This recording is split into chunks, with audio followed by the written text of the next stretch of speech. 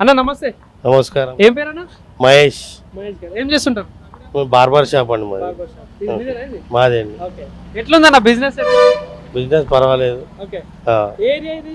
వినాయక్ నగర్. వినాయక్ నగర్. ఏది బాలనగర్? బాలనగర్లోని వినాయక్ నగర్. ఎట్లుందన్న మరి మీ ఏరియాలో బాలనగర్ లో ప్రధానంగా సో అభివృద్ధి పరంగా చూసుకున్నా సమస్యల పరంగా చూసుకున్నా ఎట్లా అనిపిస్తా ఉంది? మాకైతే రేవంత్ రెడ్డి వచ్చిన కానీ ఏం పథకాలు ఏం అందట్లేవు. మాకు బార్బర్ షాప్ పరంగా చెప్పాలంటే 200 యూనిట్లు అన్నారు కానీ బిల్ వస్తుంది, అది మాఫీ, కరెంట్ బిల్ వస్తుంది, మాఫీ అవుతుంది అని చెప్పారు కానీ ఇవ్వట్లేదు. లోన్లు కూడా ఇంతవరకు బీసీ లోన్ అన్నారు, ఇంతవరకు రాలేదు. దాని గురించి చేసి అప్లై చేసినాం కానీ రాలేదు. కేసీఆర్ ఉన్నప్పుడు ₹1,00,000 పథకం అది వచ్చింది. బీసీ కేసీఆర్ ఉన్నప్పుడు బాగుండే. మరి ఏంది మరి ఇప్పుడు రేవంత్ రెడ్డి ప్రభుత్వంలో ప్రజాపాలన అంటా ఉన్నారు, 6 గ్యారెంటీలు అంటా ఉన్నారు.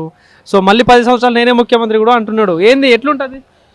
మళ్ళా 10 సంవత్సరాలు ఉంటే ఉన్నదంతా పోతుంది. అప్పుల పాలు చేస్తాడు తప్ప రేవంత్ రెడ్డి ఏం చేయలేడు. కేసీఆర్ పాలన అయితే హైలైట్ ఉండే. ఈ పథకాలు అయితే ఎవరికి ఏం కరెక్ట్గా అందట్లేదు. రైతు బంధు కట్ చేసిండు, రుణమాఫీ అన్నాడు, అది లేదు. అంటే కొంతమందికి ఇచ్చిండే, ఎవరికైతే వేయలేదు. మళ్ళీ కేసీఆర్ ఉన్నప్పుడు మనకు ఏదంటే రైతు బంధు ఎన్ని ఎకరాలు ఉంటే అన్ని ఎకరాలు ఇచ్చేవారు. ఈయన మాత్రం అది తీసేసిండు. అంటే ఇప్పుడు వీళ్ళ గవర్నమెంట్ లో కూడా ఏమంటున్నారు, మేము బోనస్ ఇస్తున్నాము, రైతు బంధు ఇస్తున్నాము, రుణమాఫీ చేసినాం అని చెప్పుకుంటున్నారు ప్రజాపాలనలో. అదే అన్న, ఎక్కడిచ్చిర్రు అది చూపెట్టాలి మనకు.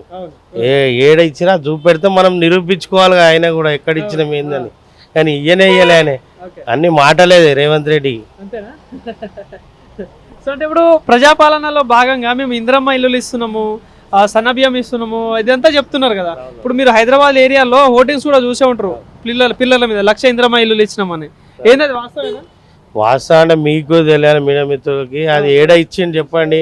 కేసీఆర్ ఫ్రీగా ఇచ్చిండు, ఈయననేమో 5 లక్షలు మీరు ఇవ్వండి అప్పుడు నేను చూపెడతా అంటున్నాడు. వాళ్ళే కట్టుకుంటారు కదా, వాళ్ళకు గరీబ్ వాళ్ళే ఇందిరమ్మ పథకం కింద కావాలంటారు, కానీ లేదు కదా అది. ఏంటంటే ఇప్పుడు జిహెచ్ఎంసీ ఎలక్షన్స్ వస్తే ఎట్లుంటది మరి? ఈసారి కాంగ్రెస్ అధికారంలో ఉంది కాబట్టి ఇప్పుడు బీఆర్ఎస్ ఉంది ప్రతిపక్షంలో, బీజేపీ కూడా అధికారం కోసం ప్రయత్నిస్తూ ఉంది. ఎట్లా ఉండొచ్చు జిహెచ్ఎంసీ ఎలక్షన్స్ రిజల్ట్స్? ఉంటుంది రిజల్ట్ అయితే.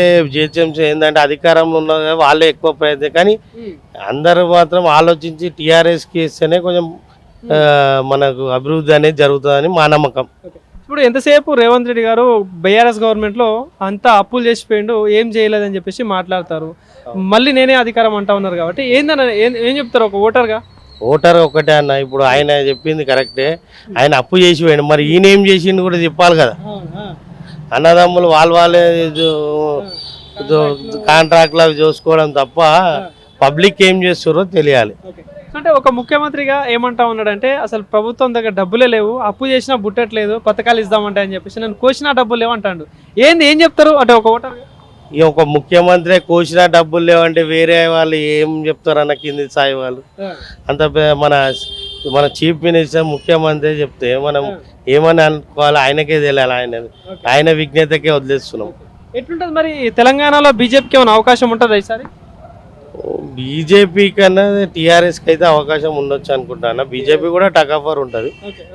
ఎందుకంటే ఇప్పుడు వాళ్ళ బీజేపీ నాయకులు అంటా ఉన్నారు నెక్స్ట్ టార్గెట్ తెలంగాణ. ఇది మొన్న పశ్చిమ బెంగాల్ కావచ్చు, బీహార్ రిజల్ట్స్ వస్తూ ఉంటాయి. ఈ ఓటర్స్ అన్ని డిలేట్ చేసే బీజేపీ కంపల్సరీ వస్తుంది. ఇప్పుడు అదే జరుగుతుంది కదా, సర్ ప్రక్రియ ఒకటి జరుగుతుంది. అక్కడ కూడా అదే చేశారు, ఇక్కడ కూడా అదే జరుగుతుంది.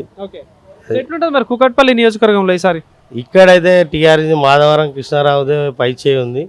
ఇప్పుడు హ్యాట్రిక్ కొట్టిండు, ఇప్పుడు కూడా ఆయన్నే కొడతాడు మా నమ్మకం. ఆయన అభివృద్ధి, ప్రభుత్వం లేకపోయినా అభివృద్ధి అయితే చేస్తుండు, పబ్లిక్ లో ఉంటాడు ఆయన. ఓకే, డెవలపర్ పరంగా అయితే ఓకే.